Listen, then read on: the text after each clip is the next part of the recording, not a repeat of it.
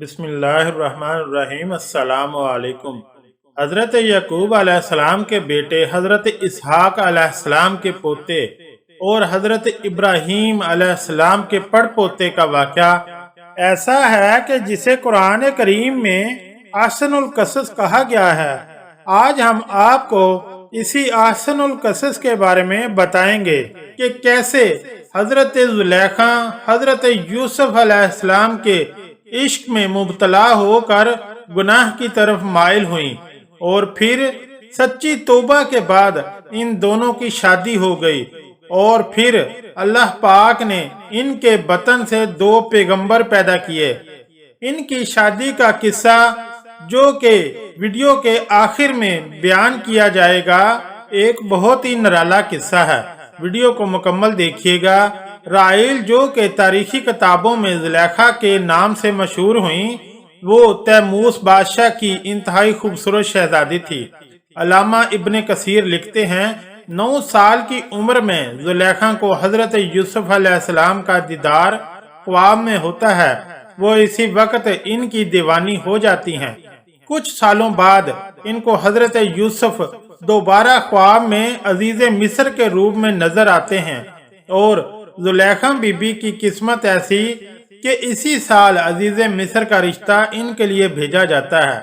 वो फौरन शादी के लिए हाँ कर देती हैं, लेकिन वो रिश्ता इस वक्त के अजीज मिस्र अतफीर बिन रुहैब का था। शादी की रात इनको पता चलता है कि ये वो लड़का नहीं है जो मुझे ख्वाब में नजर आता है।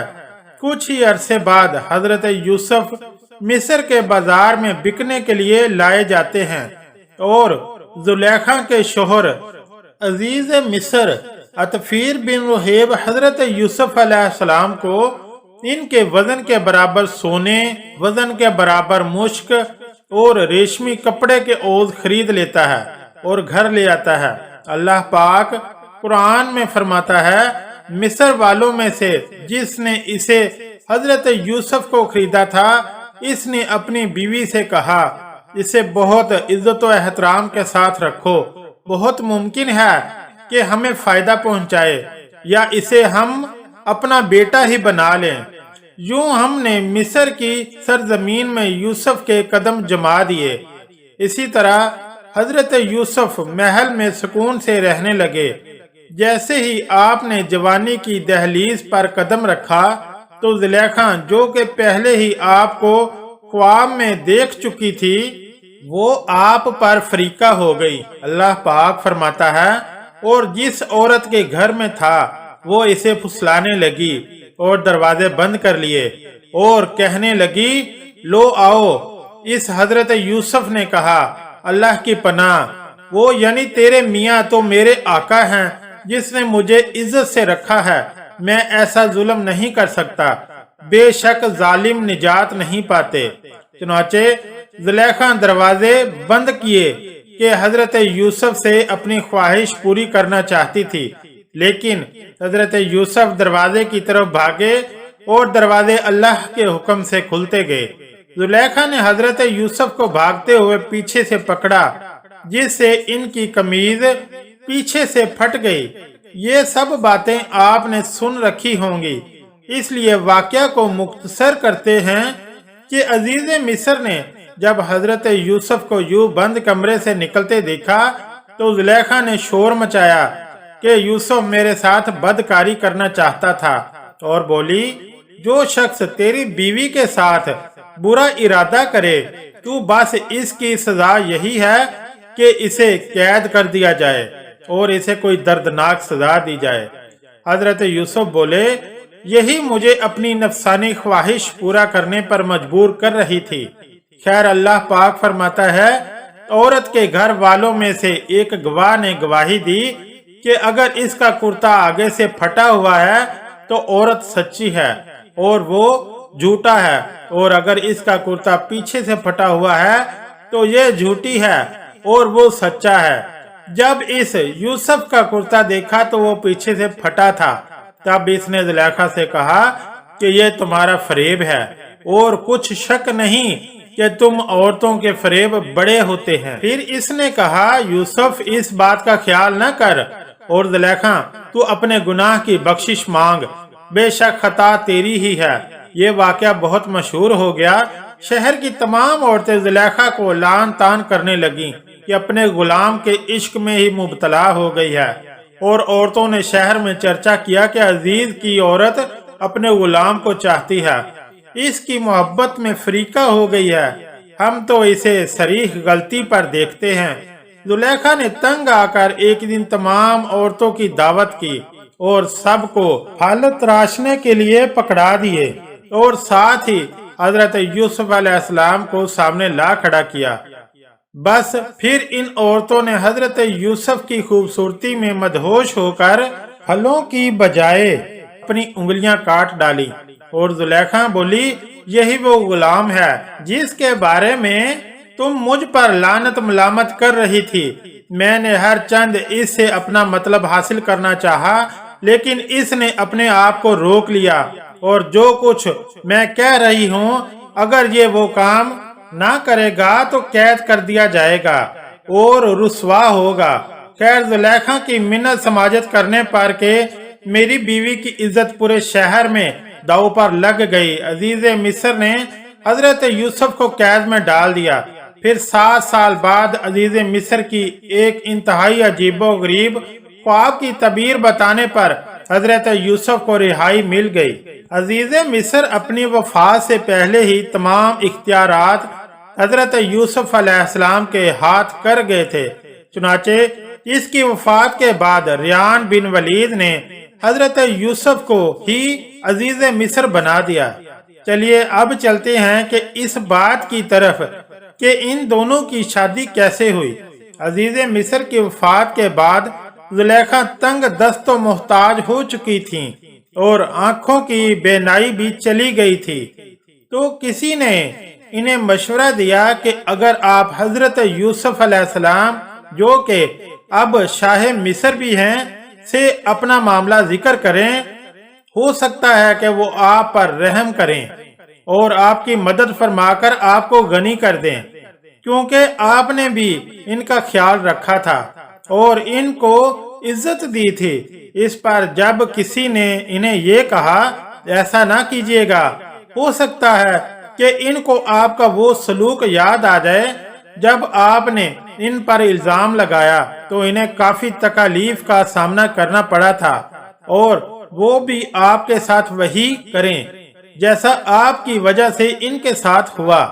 تو فرمانے لگیں میں ان کی بردباری اور کرم نوازی کو جانتی ہوں۔ چنانچہ آپ حضرت یوسف علیہ السلام کی گزرگاہ میں ایک ٹیلے پر بیٹھ کر ان کا انتظار کرنے لگیں۔ حضرت یوسف قوم کے تقریباً 1 لاکھ معزز لوگوں اور وزیروں مشیروں کے ساتھ نکلے، اور بی بی زلیخا نے حضرت یوسف کی خوشبو محسوس کی تو آپ کھڑی ہوئیں اور آواز دی پاکیزگی اس کے لیے جس نے مصیبت کے سبب بادشاہ کو غلام اور اطاعت کے سبب غلام کو بادشاہ بنا دیا۔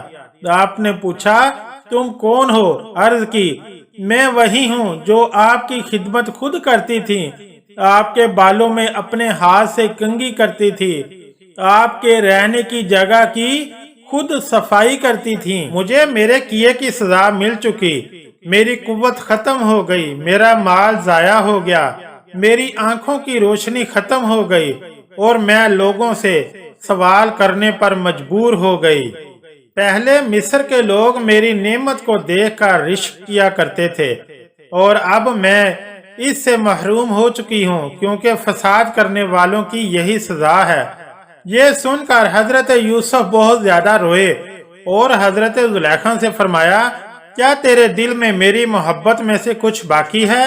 آپ نے عرض کیا جی ہاں، اس کی قسم جس نے حضرت ابراہیم کو خلیل بنایا، مجھے آپ کی طرف سے دیکھنا زمین بھر سونا چاندی ملنے سے زیادہ محبوب ہے۔ آپ وہاں سے چلے گئے اور حضرت زلیخا کی طرف پیغام بھیجا اگر تمہاری رضامندی ہو تو ہم تم سے نکاح کر لیں، اور اگر تم شادی شدہ ہو تو تمہیں غنی کر دیں۔ آپ نے حضرت یوسف کے پیغام لانے والے سے کہا میں جانتی ہوں کہ وہ مجھ سے مذاق کر رہے ہیں، کیونکہ میری جوانی اور حسن و جمال کے وقت تو انہوں نے میری طرف توجہ نہیں دی، اور اب جب کہ میں بوڑھی، اندھی اور فقیر ہوں تو وہ مجھے کیسے قبول کر سکتے ہیں؟ بہرحال حضرت یوسف علیہ السلام نے ان سے نکاح کر لیا اور ان کے پاس آئے، پھر نماز پڑھی اور اللہ پاک سے اس کے اسم اعظم کے وسیلے سے دعا کی، تو اللہ پاک نے حضرت زلیخا رحمت اللہ علیہ کا حسن و جمال، بصارت اور جوانی لوٹا دی۔ نکاح کے وقت آپ آقرہ تھیں اور آپ سے افراسیم بن یوسف اور منشا بن یوسف پیدا ہوئے۔ یہاں پر امام کربتی الجامع الحکام القرآن اور زمخشری الکشاف پر لکھتے ہیں کہ مصر کے بادشاہ نے عزیز مصر کی وفات کے بعد زلیخا کی شادی حضرت یوسف سے کر دی۔ جب آپ حضرت یوسف علیہ السلام کی زوجیت میں داخل ہوئیں تو سوائے عبادت اور ریاضت اور توجہ اللہ کے علاوہ کوئی کام نہیں رہا۔ اگر حضرت یوسف علیہ السلام دن کو اپنے پاس بلاتے، کہتی رات کو آؤں گی، اور رات کو بلاتے تو دن کا وعدہ کرتی۔ حضرت یوسف علیہ السلام نے جب پوچھا کہ آپ تو میری محبت میں دیوانی تھی، تو عرض کرنے لگی، یہ اس وقت کی بات ہے کہ جب میں آپ کی حقیقت سے واقف نہ تھی، کیونکہ مجھے حقیقت معلوم ہو چکی ہے، اس لیے اب میری محبت میں آپ کی شراکت بھی گوارا نہیں۔ اس پر جب حضرت یوسف علیہ السلام نے فرمایا کہ مجھے اللہ پاک نے اس بات کا حکم فرمایا ہے اور یہ بھی بتایا ہے کہ آپ کے بطن سے اللہ پاک 2 بیٹے پیدا کرے گا، دونوں نبی ہوں گے، تو حضرت زلیخا علیہ السلام نے اللہ پاک کے حکم و حکمت کی بنا پر سر جھکا دیا۔ حضرت یوسف نے حضرت زلیخا سے کہا، کیا یہ اس سے بہتر نہیں جو تم چاہتی تھی؟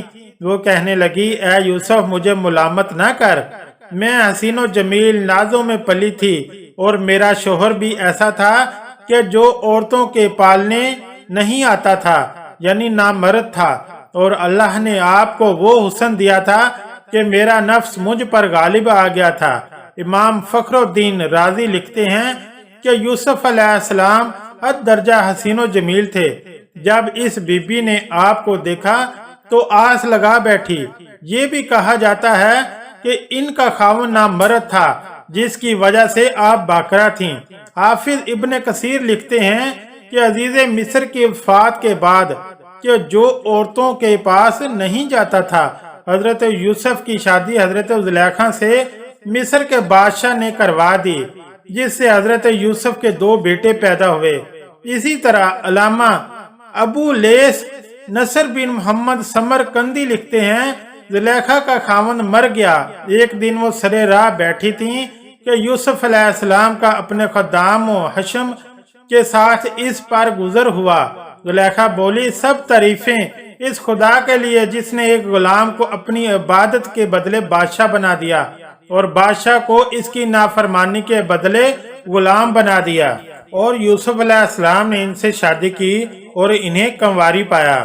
اگر یہ میری ویڈیو آپ کو اچھی لگی ہے تو پلیز میرے چینل کو لائک اور سبسکرائب کریں، اور ساتھ لگے بیل آئیکن کو ضرور پریس کریں۔ شکریہ، اللہ حافظ۔